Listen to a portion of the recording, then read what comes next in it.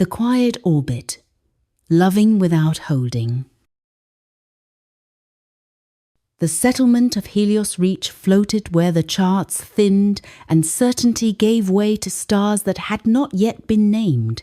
It was not a city so much as a careful agreement between metal, gravity, and hope.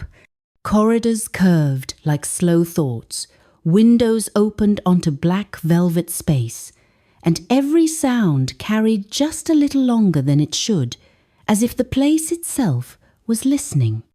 Mara had lived there for 7 cycles, long enough to forget what planets felt like under her feet, and long enough to believe she understood herself. She worked in environmental calibration, which meant she spent her days balancing invisible forces, oxygen ratios, pressure gradients, temperature flows, subtle adjustments that kept everyone alive without them ever noticing. She was good at it because she understood something most people didn't. Small imbalances matter. What she had not learned yet was that the same rule applied to people.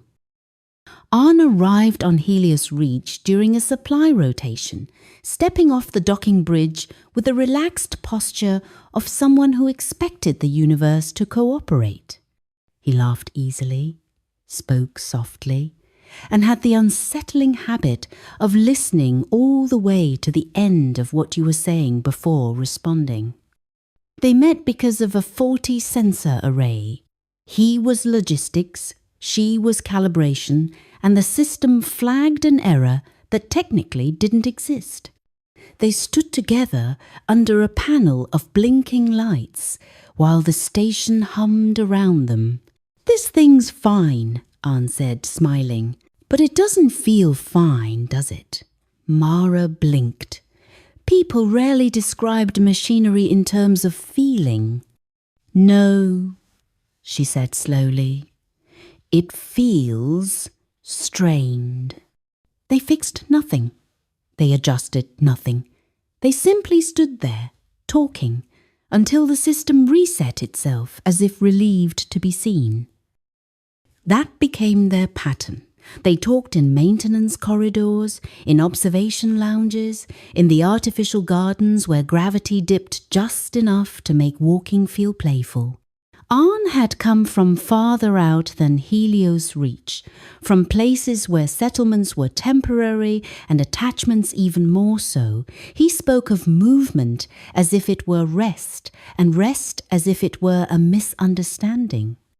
Mara listened, and something inside her leaned toward him without asking permission. At first, being around Aren felt like clarity. Her work flowed more easily. The station felt lighter. Even the stars beyond the glass seemed less distant. When he was nearby, her thoughts arranged themselves without effort. She told herself, this was connection. She did not yet see the difference between alignment and dependence. Helios Reach had a way of amplifying inner states. The psychologists called it frontier echo, a phenomenon where isolation made emotional patterns louder, joy rang clearer, fear echoed longer. Whatever you carried inside yourself, the quiet of space gave it room to expand. Mara didn't notice when her inner weather began to change, because it didn't announce itself dramatically. It arrived the way pressure shifts do, slowly, silently, until the air feels wrong and no one knows why. She began checking for Aren before entering a room. Her mood adjusted based on his availability. If he was light and present, she felt buoyant. If he was distracted or distant, a low static filled her chest. Nothing had happened, and yet something had changed. One evening, floating beside the panoramic window, Arn spoke casually about a potential transfer. "Outer Arc Station," he said. "Nothing confirmed, just possible." Mara felt it before she thought it. A contraction, sharp and fast, like a system failing to compensate. "That's great," she said, and hated how careful her voice sounded. Arn looked at her then, really looked, and something like concern flickered across his face. "Is it?" She nodded too quickly. "Of course."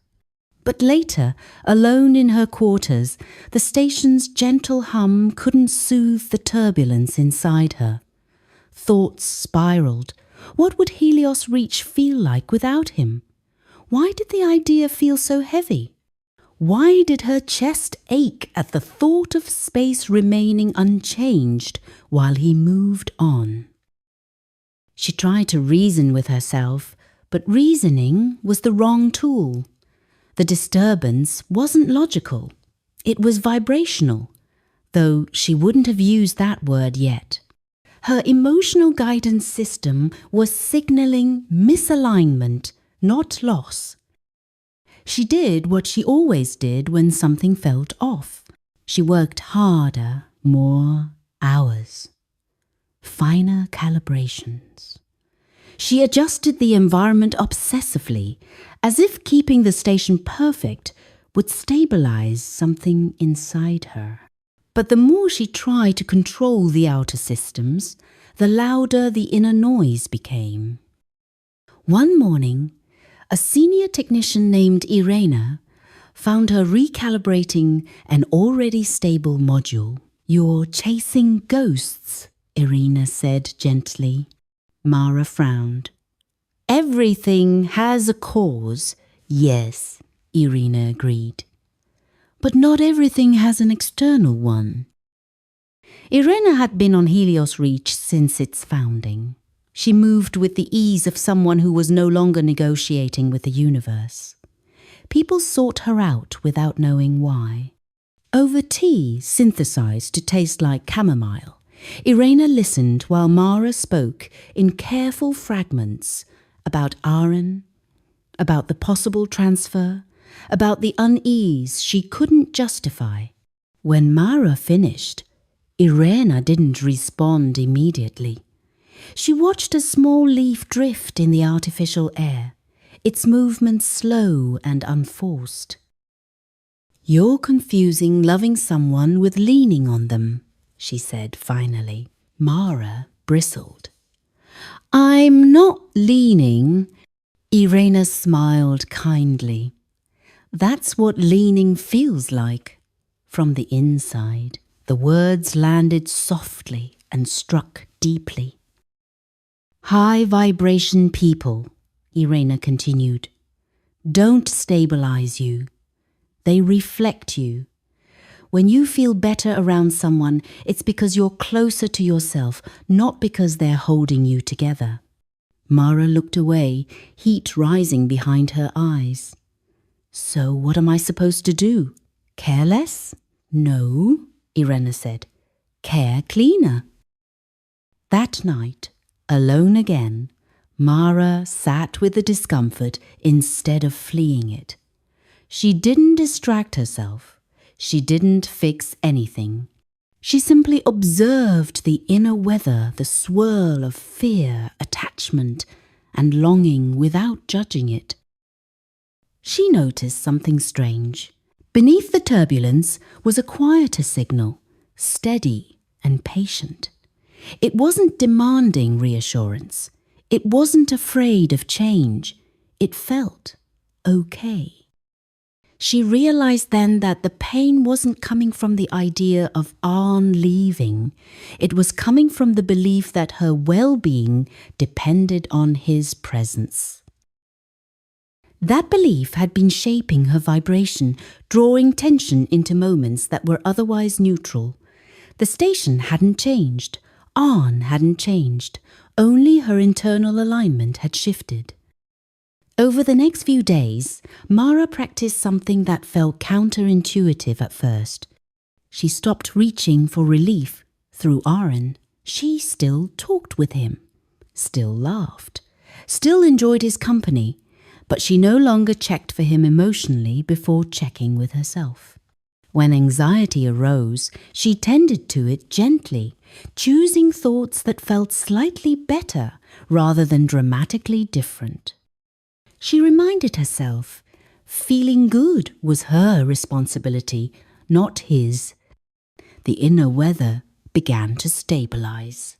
When Arne finally told her the transfer was confirmed, she felt a pang, but it passed through her instead of lodging inside her.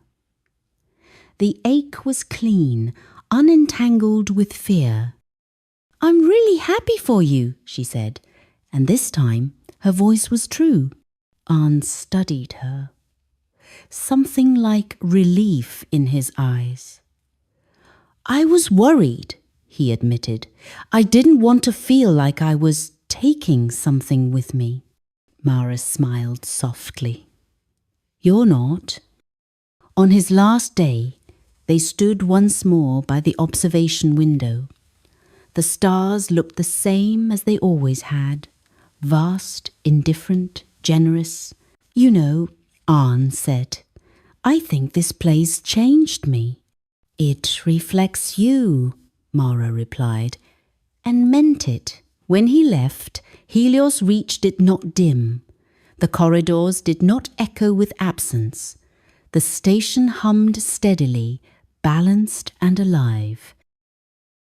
Mara felt a quiet gratitude, not just for Aren, but for the clarity his presence had revealed. Loving him had taught her where she had been misaligned. Letting him go had restored her to herself. She returned to her work with a new understanding. Calibration wasn't about control, it was about harmony, not forcing balance, but allowing it.